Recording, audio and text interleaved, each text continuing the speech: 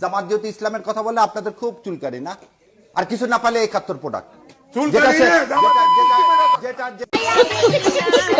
যেটা বলেন না আপনি আজমির মতো লোককে, যে আপনি কি বলতেছেন আমাদের ভয় আসেনি? আজমির মতো লোককে তুলে নিয়ে যায়নি ভাই আজিজ ভাই, আপনি ইলিয়াসকে পেট কেটে নদীতে ফেলে দেন। কোন দেশে ব্যারিস্টারি করছে এই দিক তো আমার প্রশ্ন।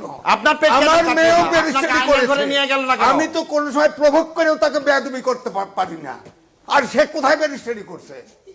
আমার তো প্রশ্ন, যে ভাষায় কথা বলে এটা একটা ব্যারিস্টারি ভাষা। ব্যারিস্টারি করতে পারলে একটা চামচ ধরা পর্যন্ত শেখায়, বেয়াদবি করতে পারে না। আমার ঘরে আমি নিজে ব্যারিস্টার জন্ম দিছি। আপনি আপনার না, বক্তব্য দিন। এই ভাষায় কথা বললে কি বলবো? আমি আপনাকে কোনো বাজে কথা কি বলিনি, কিছু বলবো? আপনাকে একটাও বাজে কথা বলিনি।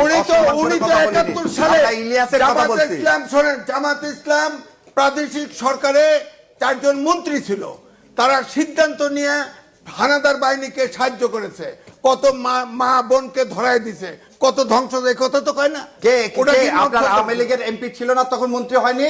আপনার শেখ সাহেব পাকিস্তানের কাছে টাকা নেয়নি? আপনার এই ধরনের লোকের সাথে ৭৩ সালের 21 ফেব্রুয়ারি আপনি 100 জন মেয়েকে আপনি রেপ করেননি মুজিববাদীরা? সে কথা বলেন না কেন? আর আপনি তো বিচার করছেন 72 সালে কোলাবরেটর এক দিয়ে তো বিচার করছেন। আপনি এক পেতা কথা বলেন, জামাতের গিয়ে জামাত ইসলামের কথা বলে আপনাদের খুব চুলকানি না? আর কিছু না পালে ৭১ প্রোডাক্ট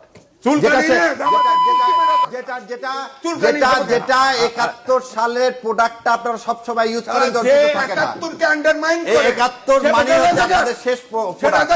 তার এই দেশে রাজনীতি করার অধিকার নাই, আপনি অধিকার নাই। ৭১কে ডিফেন্ড করে, ৭১ হত্যাকে, তার এই দেশে রাজনীতি করার আমরা হত্যা করবি, আমরা ৭১কে ধারণ